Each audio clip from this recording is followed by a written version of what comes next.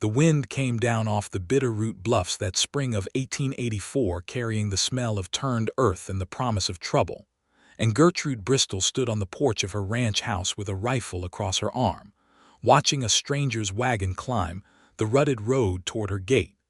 She was 26 years old, tall for a woman in that country, with sun-browned forearms and hair the color of wheat stubble pulled back beneath a wide-brimmed hat that had belonged to her father. The ranch behind her, 4,000 acres of grass and timber and water rights that men twice her age had tried to steal, cheat, or marry away from her, was the only thing in the world she had left of him. Her father, Absalom Bristol, had died 2 winters past when his heart gave out while he was breaking a young gelding, and since that day Gertrude had run the Bristol spread alone, with the help of 3 hired men and a foreman named Otis Fenwick who had known her since she was in pigtails. The wagon belonged to a suitor. She had known it would be, because word traveled fast in the town of Cedar Hollow, Montana Territory, that the richest unmarried woman in 3 counties needed a husband to keep the wolves from her door, and every widower and bachelor rancher within 50 miles had taken it as a personal invitation. This one was named Wendell Ashby Pruitt, a banker's son from Helena with soft hands and a tailored coat, and he had written her 3 letters full of flowery nonsense about her beauty and her fortune before she had even agreed to receive him. She had agreed only because her Aunt Louisa, who lived with her and fretted endlessly about propriety, had begged her to at least be civil. "Just once, Gertrude," Louisa had said, wringing a dish towel in her hands. "Just let the man sit at our table and speak his piece. You do not have to marry every fool who comes calling, but you might at least hear him out before you send him off with his tail between his legs." So Gertrude had set aside the rifle, though not far, and gone inside to change into a dress she despised, and now Wendell Ashby Pruitt sat across from her at the long pine table that her father had built with his own hands, eating stew he clearly found beneath him, and talking about the future as though she had no say in it. "A woman alone cannot hold 4,000 acres forever, Miss Bristol," he said, dabbing his mouth with a napkin. "Especially not land that borders the Bitterroot the way yours does. I have heard talk in town of Indian trouble along that stretch, and of squatters, and of men who would just as soon burn a barn as ask permission to use a creek. It is no place for a lady to manage without a firm hand. I have managed it for 2 years without one," Gertrude said, "and it has not burned yet. 2 years is not forever." Pruitt smiled the way men smiled when they thought they were being kind and were instead being condescending. "I would take a great interest in your land, of course. My father's bank could arrange for you to lease out the timber rights, perhaps sell off the northern section that borders the reservation. There is no sense holding ground that causes you nothing but worry. A wife's duty is to her home and her husband, not to fighting over fence lines with savages and drifters." Gertrude set down her spoon very carefully, the way she set down anything she did not trust herself to throw. "That northern section has the best water on the whole spread," she said. "My father dug that well with his own 2 hands the year I was born. There is a stand of cottonwood up there older than the territory itself, and a creek that has never run dry, not even in the drought of '79. I would sooner burn the house down myself than sell 1 acre of it." "Miss Bristol, I only meant—" "You meant that you are afraid of my land, Mr. Pruitt," she said, and her voice did not rise, but it cut clean through the room like a knife through soft bread.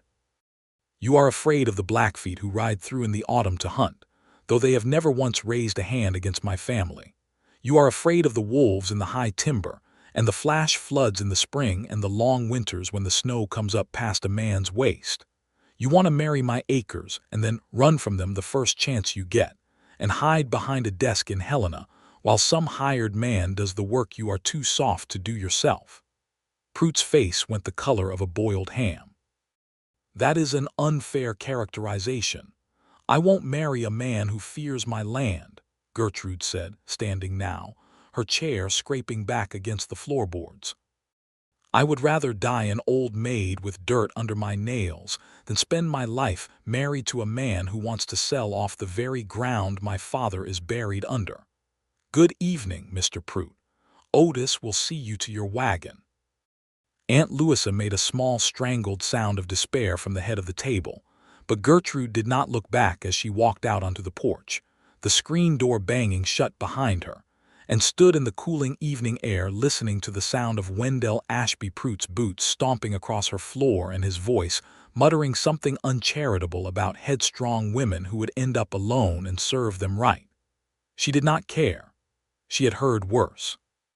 What she did not know, standing there with her arms crossed and her jaw set against the wind, was that a man was watching the whole scene unfold from beside the corral fence, a stranger who had ridden in not an hour before looking for work, and that he had heard every word she said through the open window, and that something in his chest had gone very quiet and very still, the way a man's chest goes quiet when he recognizes, for the first time in his life, a person cut from the same hard cloth as himself.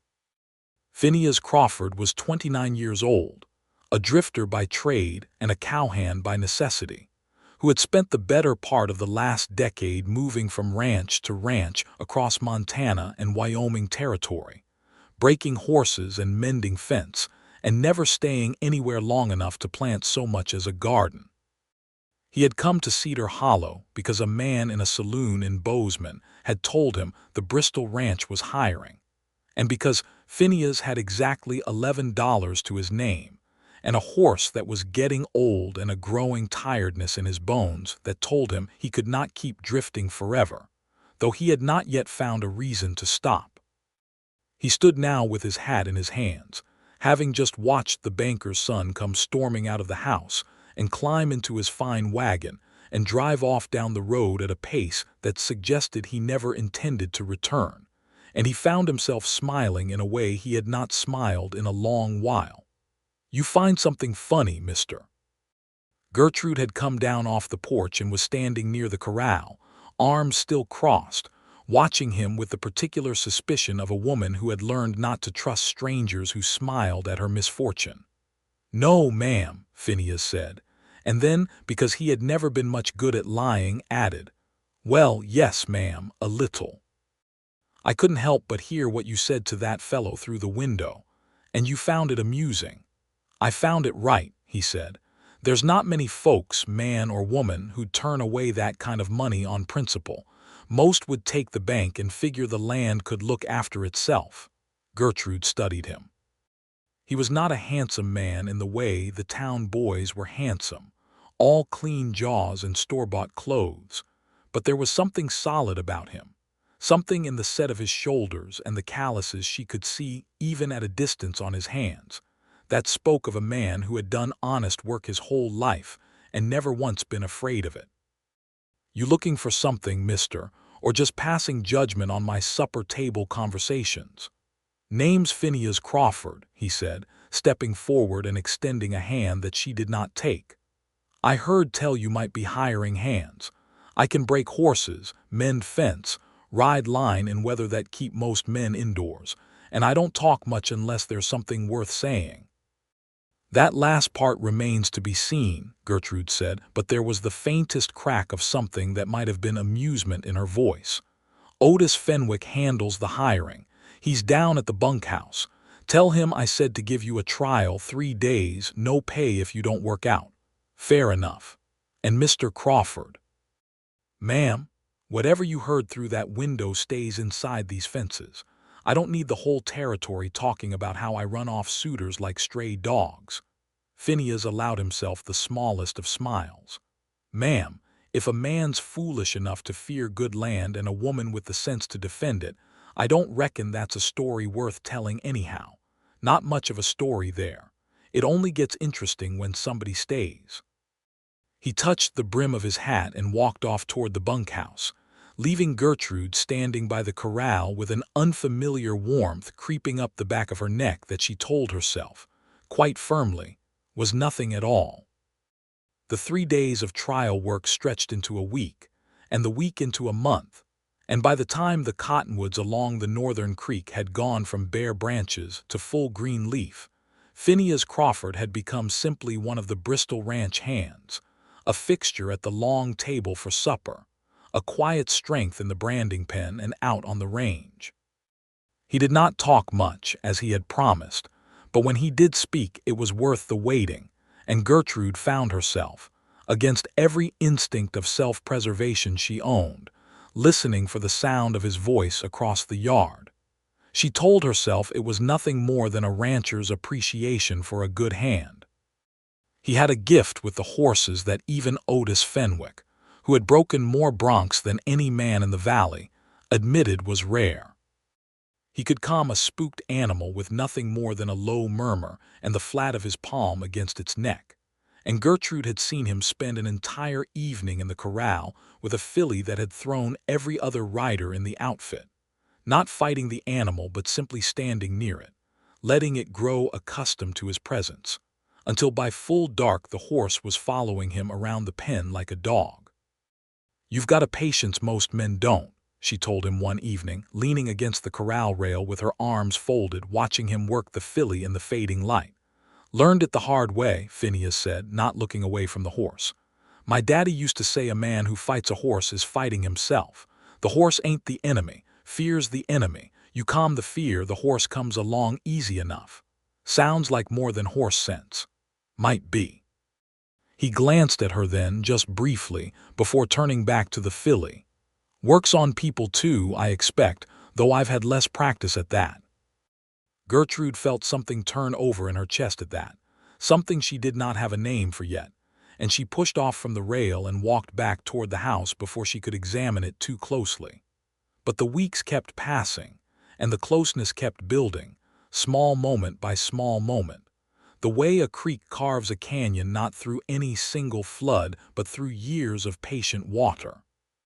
Phineas rode with her when she went to check the fence lines along the northern boundary, the section Wendell Ashby Pruitt had wanted her to sell, and instead of fear in his eyes when they crested the ridge and saw the smoke of a Blackfeet hunting camp rising from the valley below, she saw only curiosity and something like respect. "Your father let them hunt through here?" Phineas asked, reining his horse in beside hers. "Every autumn since before I was born," Gertrude said. "This land was theirs long before it was ours, Mr. Crawford, whatever the government papers say. My father always believed a man ought to share what the earth provides, especially with those who had it taken from them in the first place.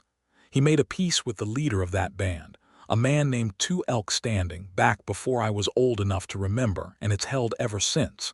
They take their game, they leave our cattle be, and everybody sleeps easy. Seems a decent way to run things.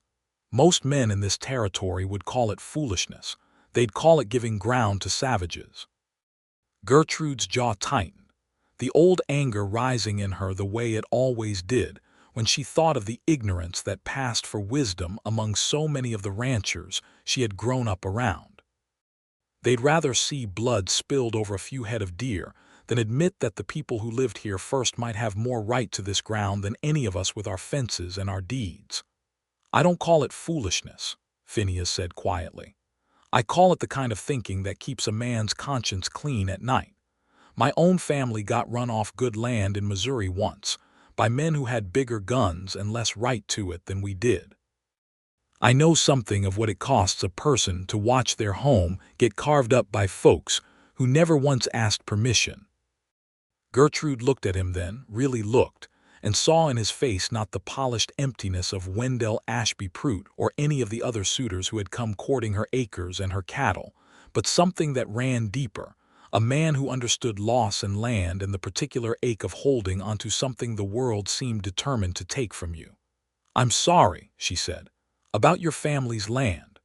Long time past now." Phineas shrugged, though the set of his shoulders suggested it was not so far past as he pretended. "Taught me to value the folks who fight to keep what's theirs, is all, and to have no patience for the ones who'd rather run than stand." They rode on in a silence that felt, for the first time in longer than Gertrude could remember, entirely comfortable. It was 2 weeks later that Two Elk Standing himself rode up to the ranch house with 3 of his warriors, and though Otis Fenwick reached for his rifle out of old habit, Gertrude stopped him with a hand on his arm and walked out onto the porch herself, unarmed, to greet the old man who had known her since she was a girl small enough to ride in front of her father's saddle. "Two elk standing," she said, using the greeting her father had taught her, a mixture of English and the few words of Blackfeet she had learned as a child. "You are welcome on this land as you have always been." The old man's face, weathered like the Badlands themselves, creased into something that might have been a smile. He spoke for a long moment in his own tongue, and Gertrude, whose knowledge of the language was imperfect but serviceable, listened carefully before answering him in kind, filling the gaps with English where her vocabulary failed her. "He says there is trouble," she translated for the benefit of Phineas and Otis, who stood a respectful distance away. "White settlers have moved onto the hunting grounds 2 valleys over, fenced off the water there, and driven off the game his people depend on for the winter. He asks if we might allow his band to hunt further onto our land than usual this season, to make up for what has been lost." "Tell him yes," Phineas said immediately, before Gertrude had even finished relaying the request. "Tell him he's welcome to hunt clear up to the house if that's what it takes." Gertrude glanced at him, surprised by the speed and certainty of his answer, and then turned back to 2 elk standing and spoke again in the mixture of languages, watching the old man's face soften with something like relief. "He says his people will not forget this kindness," she told Phineas after the exchange. "He says the spirits of this land remember who treats it with respect and who treats it with greed, and that the Bristol name has always stood among the former." "Your father sounds like he was a good man," Phineas said. "He was." Gertrude watched 2 elk standing and his warriors turn their horses and ride back toward the northern hills. "He used to say that the land doesn't belong to any of us, not really. We just get to borrow it for a while, and the only question is whether we leave it better or worse than we found it, and whether we treat the folks who share it with us with the respect they deserve. Sounds like the kind of man worth living up to." "I try," Gertrude said, and for a moment, watching the dust settle on the road where the Blackfeet hunters had ridden away, she allowed herself to feel, for the first time since her father's death, that perhaps she was not entirely alone in that trying. The summer wore on, hot and dry, and with it came the kind of troubles that always seemed to find a ranch as prosperous as the Bristol spread. A rustler crew working out of the Badlands to the east had been picking off cattle from the smaller outfits all season, and by July they had grown bold enough to hit the larger ranches too. Gertrude lost 11 head in a single night raid on the eastern range, and when Otis Fenwick rode out to survey the damage, he came back grim-faced and quiet, which for a man as talkative as Otis was more alarming than any amount of shouting could have been. "Tracks lead toward the Badlands," he told Gertrude that evening, the whole crew gathered around the supper table with faces drawn tight. "Same outfit that hit the Hendricks place last month, and the Larson spread before that. 6, maybe 7 riders, moving fast and knowing the country well enough to disappear into it. We can't just let them keep picking us apart," Gertrude said, her hands flat on the table, knuckles white. 11 head is bad enough, but if word gets around that the Bristol Ranch is an easy target, we'll be lucky to have a herd left by autumn. I could ride out after them," Phineas said quietly from his place at the far end of the table, and every eye turned to him. "Track them back to wherever they're holed up, see what we're dealing with before we go in guns blazing and get somebody killed for nothing." "That's a fool's errand," Otis said. "Man rides alone into Badlands country looking for rustlers. Chances are good he doesn't ride back out.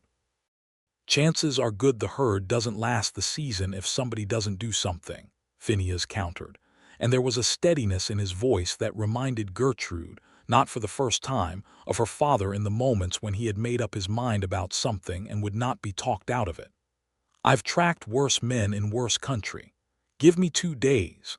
If I don't find anything, I'll come back and we'll figure another plan." Gertrude wanted to argue, wanted to point out all the ways such a plan could go wrong, wanted to remind him that he had no obligation to risk his life for cattle that were not his own. On land, he had only been working for a handful of months. But she found when she opened her mouth that what came out instead was, "Take the roan gelding. He's faster than that horse of yours and quieter in rough country." "Much obliged," Phineas said, and something passed between them across the table, unspoken but understood, that felt heavier than either of them was quite ready to admit. He left before dawn the next morning, and Gertrude spent the 2 days that followed in a state of distraction so complete that even Aunt Louisa, who rarely noticed anything beyond the boundaries of her own household concerns, remarked on it. "You're wearing a groove in that porch floor, pacing so much," Louisa said on the second evening, looking up from her mending. "Anyone would think you were waiting on a husband to come home from war, not a hired hand from a cattle drive." "He's not just a hired hand," Gertrude said before she could stop herself, and then flushed at the way her aunt's eyebrows rose in delighted interest. "Isn't he now?" "Don't start, Louisa." "I'm not starting anything, dear. I'm simply observing that you have not looked this alive since before your father passed, and that it happens to coincide rather precisely with the arrival of a certain quiet young man who has a gift with horses, and I might add, a very fine pair of shoulders." "Aunt Louisa, I am 61 years old, Gertrude, not dead. I am allowed to notice a handsome man when one crosses my path, even if my noticing days are well behind me. The question is whether you intend to keep noticing him from a safe and cowardly distance, or whether you plan to do something about it before some other ranch's daughter beats you to it." Gertrude did not have an answer for that, and was saved from needing one by the sound of hoofbeats coming up the road in the last light of evening. She was off the porch and halfway to the gate before she had consciously decided to move, and when Phineas Crawford swung down from the roan gelding, dusty and tired but whole and unharmed, she felt a relief so profound it nearly buckled her knees. "You're back," she said, and then, hearing how foolish that sounded, added, "I mean you're safe. What did you find?" "Found their camp," Phineas said, leading the gelding toward the corral with Gertrude falling into step beside him. "Old line shack up in the Badlands, been abandoned since the winter, but they've fixed it up some. 7 men, like Otis figured, and a fair number of cattle penned up in a box canyon nearby, not just yours either. Looks like they've been hitting every outfit within 30 miles. Did they see you?" "Not once. I learned to move quiet a long time ago." He paused, glancing at her in the deepening dusk. "I think if we ride out with enough men and go careful, we could take back what's ours without much bloodshed. They're not expecting anyone to have found them yet. Element of surprise counts for a lot." "Then we'll ride at first light," Gertrude said, and there was no arguing in her voice, only certainty. "I'm coming too." "Figured you would say that." Phineas's mouth curved into something that was almost, but not quite, a smile. "Wouldn't have expected anything different from you, Miss Bristol." They rode out the next morning with 6 men, Phineas leading the way through country he had scouted only 2 days before, and though Gertrude's heart hammered with a fear she did not let show on her face, she found a strange comfort in watching. Phineas moved through the Badlands with the quiet confidence of a man who had made peace with danger a long time ago. The confrontation, when it came, was mercifully brief. The rustlers, caught unprepared and outnumbered, surrendered their weapons with only a handful of shots fired into the air as warning, and by midday the stolen cattle, Bristol brand and half a dozen others besides, were being driven back down out of the Badlands toward the valley floor, while the rustlers themselves were bound and delivered to the sheriff in Cedar Hollow to await the circuit judge. It was that evening, with the herd safely returned and the excitement of the day settling into a bone-deep exhaustion, that Gertrude found Phineas alone by the corral fence, checking on the roan gelding that had carried him so far and so well over the past 2 days. "You did a brave thing," she said, coming to stand beside him. "Riding out alone like that, you could have been killed." "Could have been," Phineas agreed. "Wasn't, though. Why did you do it? You've only been working this ranch a few months. You had no obligation to risk your neck for 11 head of cattle." Phineas was quiet for a long moment, his hand resting on the gelding's neck, and when he finally spoke, his voice was low and careful, the voice of a man choosing his words with great deliberation. "I've spent most of my life drifting, Gertrude." It was the first time he had used her given name, and she felt it land somewhere deep in her chest, warm and startling. "Never had a place that felt like mine to protect. Never had a reason to stay anywhere long enough to care what happened to it. But this place, this land, the way you fight for it, the way you treat the people around you, red or white, rich or poor, with the same fairness, it's the first thing in a long time that's felt worth staying for, worth fighting for, so I fought for it." Gertrude's breath caught in her throat. "Phineas, I know it ain't my place to say such things," he continued, still not quite looking at her, his eyes fixed on some point in the middle distance. "I'm a hired hand, and you're the owner of one of the finest spreads in the territory, and there's men with money and position who'd give a great deal to stand where I'm standing right now.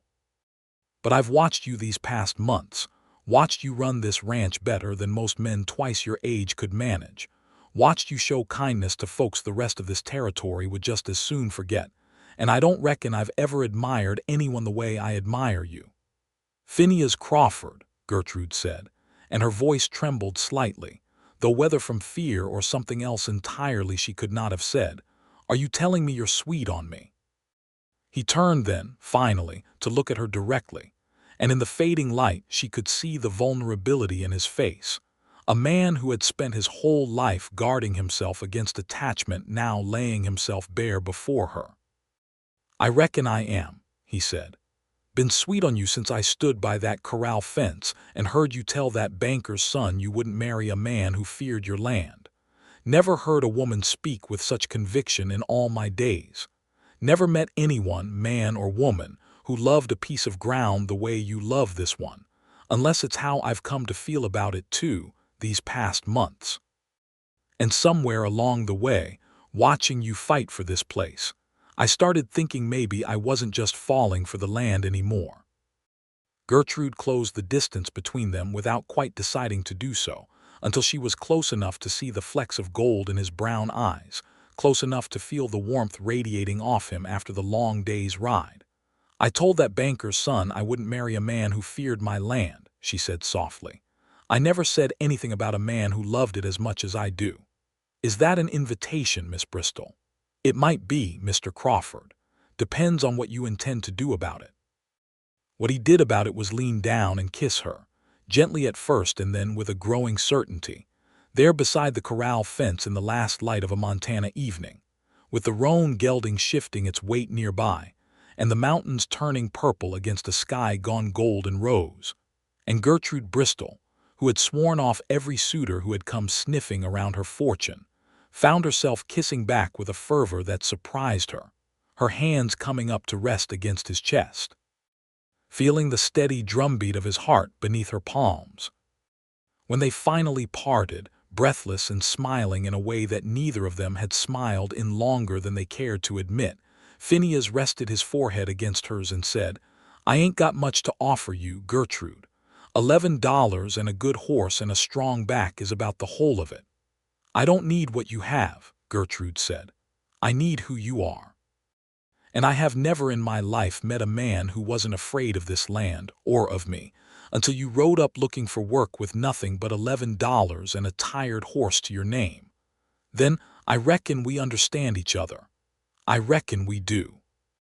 They did not tell Aunt Louisa that night, though the woman took one look at Gertrude's face over the breakfast table the next morning and declared, with great satisfaction, that she had known it all along and had simply been waiting for the two of them to catch up to what was plain as day to anyone with eyes. The courtship that followed was not the kind that Cedar Hollow society would have recognized as proper, with its calling cards and chaperone parlor visits and carefully worded letters. Instead, it grew the way things grew on the Bristol ranch, out of shared work and shared purpose, out of long rides along the fence lines and quiet evenings after supper when the two of them would walk out to the corral together and talk about nothing and everything, about the weather and the herd and her father's old stories and Phineas's scattered memories of a childhood spent moving from place to place, after his family lost their Missouri farm. But not everyone in Cedar Hollow was pleased by the turn of events. Word traveled fast, as it always did in a small territory town, and by the time autumn arrived, painting the cottonwoods along the northern creek in shades of gold and copper, the whole valley knew that Gertrude Bristol had taken up with one of her own hired hands, and opinions ran hot on both sides. "It ain't proper," said Mildred Hutchins, the banker's wife, to anyone who would listen at the general store. A woman of her standing taking up with a common cowhand. Her father would be turning in his grave. "Her father," replied old Otis Fenwick, who happened to be within earshot and had never much cared for holding his tongue, "would be glad to see his daughter happy with a man who actually cares more about this land than about her money, which is more than I can say for half the fools who came sniffing around here these past 2 years.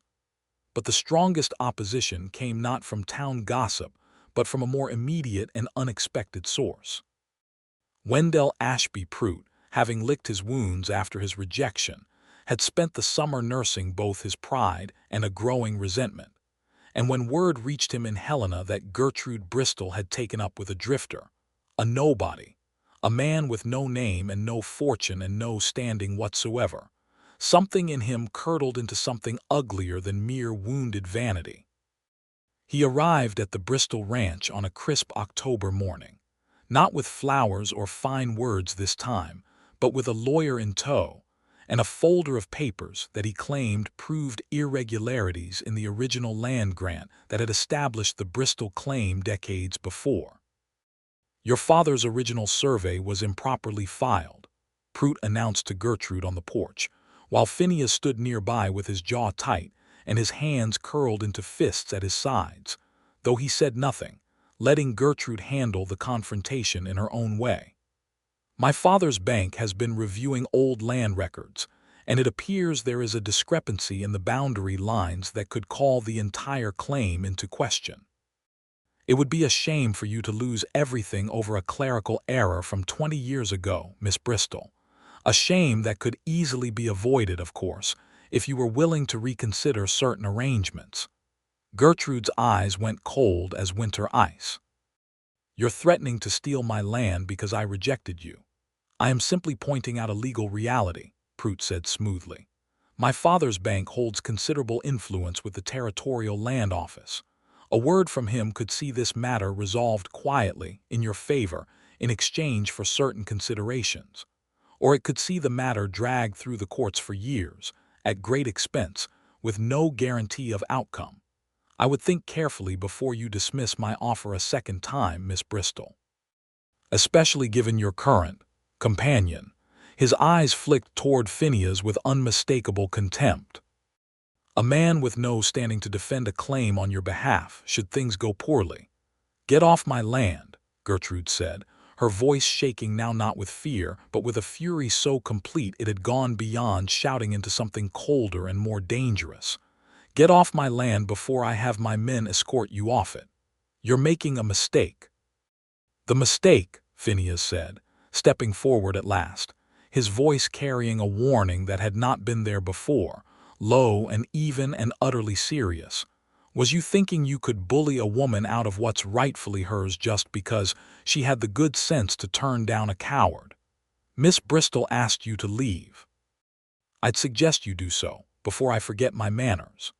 Pruitt's lawyer, a nervous young man who had clearly not signed on for confrontation, tugged at his employer's sleeve and murmured something about reconsidering the timing of this visit, and after a long moment of glaring, first at Phineas and then at Gertrude, Wendell Ashby Pruitt turned on his heel and stalked back to his wagon, calling over his shoulder that they would be hearing from his father's lawyer soon enough, and that they would regret this insolence. The threat, though delivered in anger, was not an empty one, and it hung over the ranch like a storm cloud for the weeks that followed. Gertrude spent long nights at the kitchen table poring over her father's old papers, the original land grant documents, the survey records, everything she could find that might prove the legitimacy of the Bristol claim, while Phineas rode into Cedar Hollow to consult with the one lawyer in town who had no ties to the Pruitt banking family, a stooped and weathered old attorney named Elijah Marsh, who had handled Absalom Bristol's affairs for 30 years.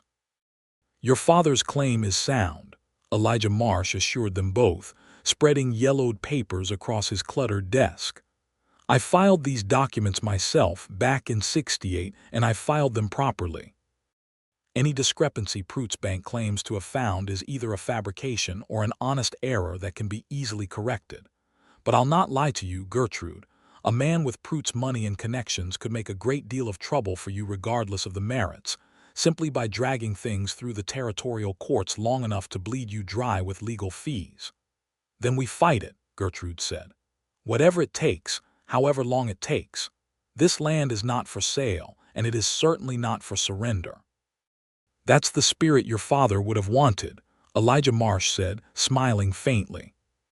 "Though I'll add, if you don't mind an old man's observation, that it does my heart good to see you found someone willing to stand beside you in the fighting of it." His eyes moved to Phineas, who had said little through the whole meeting but had not left Gertrude's side for a moment.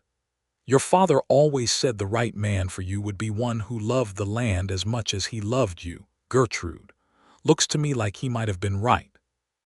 The legal battle that followed occupied the better part of the autumn, with letters flying back and forth between Elijah Marsh's office and the Territorial Land Office in Helena, and Gertrude found herself grateful, more times than she could count, for the steady presence of Phineas Crawford beside her through it all. He rode with her to every meeting, sat beside her through every anxious evening of waiting for news, and when the final ruling came down in November, confirming the Bristol land grant as entirely legitimate and dismissing Pruitt's claims as baseless, it was Phineas who lifted her clean off her feet in the middle of Elijah Marsh's office and spun her around in a circle of pure joyful relief, both of them laughing like children, while the old lawyer looked on with an indulgent smile. "Your land is safe," Phineas said, setting her back down but not releasing her, his hand still resting on her waist, his face close to hers. "Safe and sound and entirely yours, just like it should be." "Ours," Gertrude corrected softly, and watched something flicker across his face, hope and disbelief warring with each other. "You don't have to say that just because we won a legal fight, Gertrude." "I'm not saying it because we won a legal fight, Phineas Crawford. I'm saying it because I love you, and because I have spent the better part of 6 months trying to imagine this ranch without you in it, and I cannot do it. Every corner of that place, every fence post, and every acre of grass, it all looks different now because you're part of it. I don't want it to be mine anymore. I want it to be ours." The proposal, when it came, was not the grand gesture that Gertrude might once have imagined for herself, back when she was young enough to still believe in the kind of romance found in dime novels and traveling theater shows. It happened instead on an ordinary Tuesday evening in early December, with the first snow of the season dusting the ground outside and the whole ranch crew gathered for supper as they always were, and Phineas simply stood up from his place at the table, in front of Otis Fenwick and Aunt Louisa and all the other hands, and walked around to where Gertrude sat, and knelt down beside her chair. "Gertrude Bristol," he said, his voice steady despite the flush creeping up his neck, "I've got $11 still, give or take, and a horse that ain't getting any younger, and not a single thing to my name that would make sense on paper for a woman like you to want. But I love you more than I ever thought I had it in me to love anybody or anything. And I love this land near as much. And I'd be the proudest man in the whole territory if you'd agree to marry me, and let me spend the rest of my days helping you protect every last acre of it." Aunt Louisa was already crying into her napkin before Gertrude even had a chance to answer, and Otis Fenwick was grinning so wide it looked like it might crack his weathered old face in half. "Phineas Crawford," Gertrude said, and her own eyes were bright with tears she made no effort to hide, "I told a man once that I wouldn't marry anyone who feared my land. You rode into this valley with $11 and a tired horse, and you have never once feared anything about this place. Not the winters, not the wolves, Not the rustlers, not the Blackfeet who hunt these hills every autumn, and certainly not me. Of course I'll marry you. I have been waiting for you to ask since the night you rode back safe from the Badlands, though I would have waited a good deal longer if I'd had to. The wedding took place in early spring of 1885, on a clear April day when the first green shoots were coming up through the last patches of melting snow and the cottonwoods along the northern creek were beginning to bud.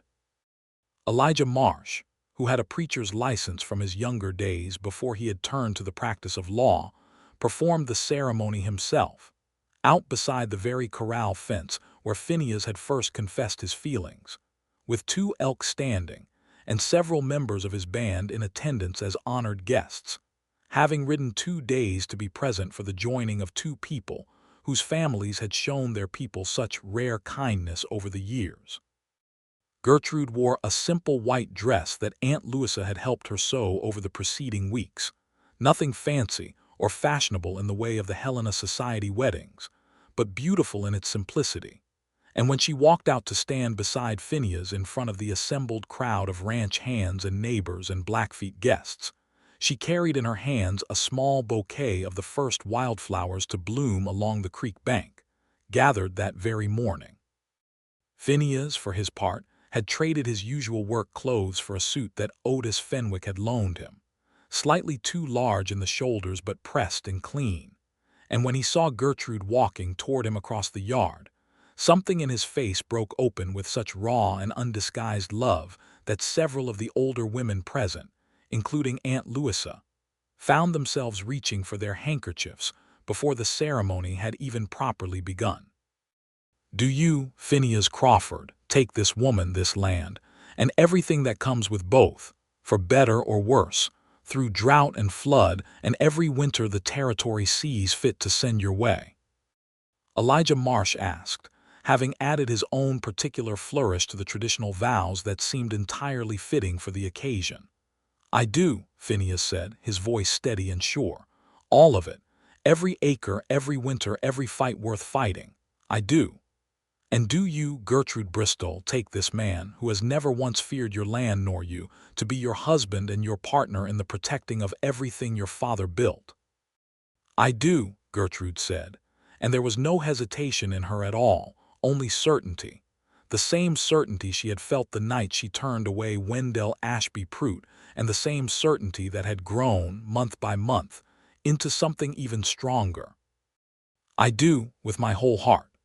The kiss that sealed their vows drew a cheer from the assembled crowd loud enough to send the horses in the corral shifting and stamping, and 2 elk standing, when the ceremony concluded, presented the newly married couple with a beautifully worked blanket, woven by the women of his band, as a gift for their marriage bed, an honor that Gertrude understood, even without translation, to be a rare and treasured one. He says, Gertrude translated for Phineas as the old man spoke, that the spirits of this land have watched 2 people find each other who will care for it the way it deserves to be cared for, and that his people will always consider the Crawford name, as well as the Bristol name, to be friends of his own. Phineas, deeply moved, could only manage a bow of respect and gratitude, and 2 elk standing's weathered face creased into another of his rare smiles as he clasped Phineas's forearm in the manner of his people. A gesture that Gertrude's father had taught her long ago was among the highest honors the old man could bestow. The reception that followed was a simple affair by the standards of Helena society, but it was, by every account of those present, one of the finest celebrations the valley had seen in years. Tables were set up in the yard, laden with food that the women of the ranch and several neighboring spreads had spent days preparing, and as the afternoon wore into evening, someone produced a fiddle and someone else a guitar, and the dancing began beneath a sky that turned slowly from blue to gold to the deep purple of a Montana evening. Gertrude danced with her new husband beneath the first stars of the evening, her head resting against his shoulder, and felt, for the first time since her father's death, a sense of complete and unshakable peace. I keep thinking about that day you rode in, she murmured, with nothing but $11 and a tired horse. "Best $11 I ever had," Phineas said, seeing as it led me here. "Do you regret it, staying, I mean, all the drifting you gave up?" Gertrude Bristol. He pulled back just enough to look down at her, his eyes warm in the lantern light strung up around the yard. "I spent 10 years of my life moving from place to place, never staying anywhere long enough to plant so much as a garden, because I never found a single thing worth staying for. Then I rode into this valley and heard a woman tell a fool banker's son that she wouldn't marry a man who feared her land, and something in me just knew, right then and there, that I'd found what I'd been looking for my whole life without even knowing I was looking. I don't regret a single thing about staying. I only regret all the years I spent not knowing this place, and you were waiting for me." They settled into married life on the Bristol Ranch, which they now ran together as true partners, with Phineas taking on more and more of the responsibility that had once rested solely on Gertrude's shoulders, though he never once tried to take control away from her, understanding instinctively, as few men of that era did, that Gertrude's authority over her own land was not something to be usurped, but something to be supported and strengthened. The rustler trouble that had plagued the valley the previous summer did not return, word having spread through the Badlands, and beyond that the Bristol Ranch was no easy target, protected as it was by a foreman with a gift for tracking, and a mistress who would not be pushed around by threats legal or otherwise. Wendell Ashby Pruitt, humiliated by the collapse of his legal maneuvering and the public knowledge of his failed courtship, retreated to Helena and was not seen in Cedar Hollow again, though word occasionally reached them that he had married a banker's daughter from Butte and settled into exactly the kind of soft, comfortable life he had always seemed destined for, a life that Gertrude, watching her husband work the land beside her every day with unflagging dedication, found she did not envy in the slightest.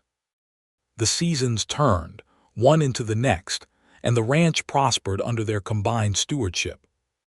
The herd grew, the water rights remained secure, and the friendship with Two Elk Standing's band deepened into something that benefited both parties, with the Blackfeet hunters providing warning of early winter storms they read in the behavior of the animals and the sky, knowledge that saved the Bristol cattle more than once from disasters that claimed herds on less fortunate ranches.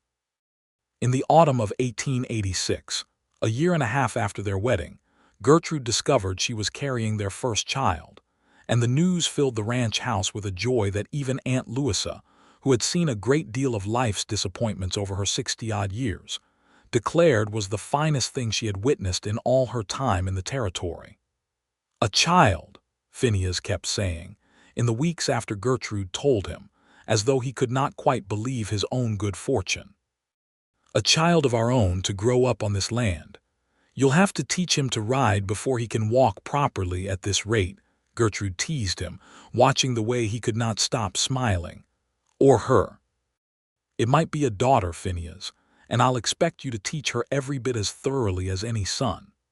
"Daughter or son," Phineas said, resting his hand gently against the growing curve of her belly, "I'll teach them both the same. How to love this land, how to defend what's theirs, and how to treat every soul who walks onto it, red or white, rich or poor, with the same fairness your father showed, and that you've shown every day since I've known you." The child, when he arrived in the early summer of 1887, was a son, born on a warm June morning with a full head of dark hair like his father's, and as Aunt Louisa was quick to point out, his mother's stubborn set to his chin even as a newborn babe. They named him Absalom, after Gertrude's father, and Two Elk Standing himself rode to the ranch 2 weeks after the birth to bestow a blessing upon the child in the tradition of his people, an honor that brought tears to Gertrude's eyes and left Phineas standing silent with emotion beside the cradle. 2 years later came a daughter, whom they named Louisa after the aunt who had done so much to raise Gertrude in the years since her mother's early death, and who wept with joy for a full day upon learning of the honor, declaring that she had never in her life expected such a thing and would treasure it until her final breath. The Bristol Crawford Ranch, as it came to be known throughout the valley, though Gertrude and Phineas always simply called it home, grew and prospered through the remaining years of the 1880s and into the new decade, weathering droughts and hard winters and the occasional threat from ambitious men who thought a woman's land might be easier to take than a man's, only to discover, time and again, that Gertrude Bristol Crawford and her husband were not easily moved from what was rightfully theirs. Otis Fenwick remained foreman until his old bones finally gave out on him in 1895, dying peacefully in his sleep in the bunkhouse he had called home for over 30 years. And Phineas took on the full responsibilities of running the outfit's day-to-day operations from that point forward, though he never stopped deferring to Gertrude on every major decision that touched the land itself, understanding that her connection to it, and her father's legacy woven through every acre, was something no amount of hard work on his part could ever replace, nor did he wish it to. Aunt Louisa lived to see both of her namesake's children grow into their teens before she passed peacefully at the age of 78, having spent her final years surrounded by the family she had helped raise and the great-nieces and great-nephews who called her Aunt Lou, with the particular affection reserved for the elderly relatives who spoil children rotten and tell the best stories. 2 Elk Standing lived to a great age as well, and the friendship between his people and the family that had once been simply the Bristols and was now the Bristol Crawfords endured long after his passing, carried forward by his own children and grandchildren, who continued to hunt through the northern section of the ranch each autumn just as their ancestors had. A living testament to the kind of respect and cooperation that Absalom Bristol had first established, and that his daughter and her husband had faithfully continued. On a quiet evening in the autumn of 1899, some 15 years after Phineas Crawford had first ridden into the valley with $11 and a tired horse, Gertrude stood on the same porch where she had once told Wendell Ashby Pruitt that she would not marry a man who feared her land, and watched her husband teaching their 12-year-old son to gentle a young horse in the very same corral where their own courtship had first bloomed.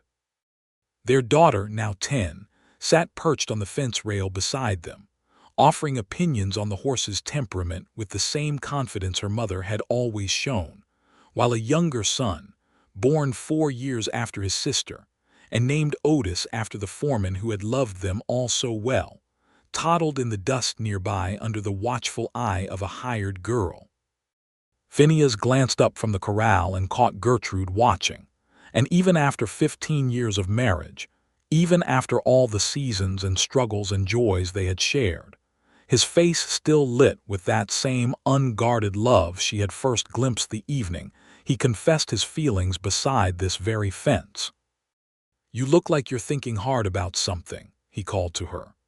"I'm thinking," Gertrude called back, walking down off the porch to join him, "about a foolish banker's son who once told me this land was too much for a woman to hold on to, and how glad I am that he left, and how much gladder I am that you stayed." Phineas climbed over the fence to meet her, wrapping his arms around her waist despite the dust and the sweat of a day's honest work, and pressed a kiss to her forehead, as their children watched with the easy acceptance of youngsters who had grown up surrounded by their parents' evident devotion. "Best decision I ever made," he said, "staying. Every single day since has only proved it more." "I love you, Phineas Crawford," Gertrude said, tilting her face up to his. "I loved you the day you rode in, though I was too stubborn to admit it, and I love you more now than I ever thought possible. I love you too, Gertrude Bristol Crawford, and I love this land, every last acre of it, same as I did the first day I saw it, and I mean to spend every remaining day I've got proving that love, right alongside you, for as long as we both shall live." The sun set slowly over the Bitterroot Range that evening, painting the sky in shades of gold and rose and deepening purple, the same colors that had lit the sky the night Phineas had first confessed his love beside the corral fence. And as their children called out for their attention, eager to show off the progress of the young horse, Gertrude and Phineas walked together back toward the fence, hand in hand, toward the family and the land and the life they had built together out of nothing more than $11. A tired horse, and a love that had never once feared the wild, untamed beauty of the ground beneath their feet. The Bristol name lived on in that valley for generations after, carried forward through children and grandchildren who grew up hearing the story of how their grandmother had refused a wealthy suitor's hand because he feared the very land she loved, and how a drifting cowhand with nothing to his name had stayed instead, not out of any hope for fortune, but because he had recognized, in one fierce and unyielding woman, a kindred spirit who loved the wild country as fiercely as he had come to love her. It became, in time, the kind of story told around campfires and supper tables throughout that stretch of Montana territory, a story of a woman who would not be bullied into surrendering what was rightfully hers, and of the man who proved himself worthy not through wealth or standing, but through courage, patience, and a love that never once wavered in the face of hardship. And on quiet evenings, long after both Gertrude and Phineas had grown old together, their children raised and married and scattered across ranches of their own throughout the valley, the two of them could still be found sitting together on that same porch, watching the sun set over land that had been fought for and defended and loved by 3 generations of the same family, content in the knowledge that whatever the future held, whatever storms or droughts or hardships the territory might yet send their way, they would face it together, as they always had, unafraid of the land and unafraid of each other, bound by a love as enduring and unshakable as the mountains that ringed their valley home.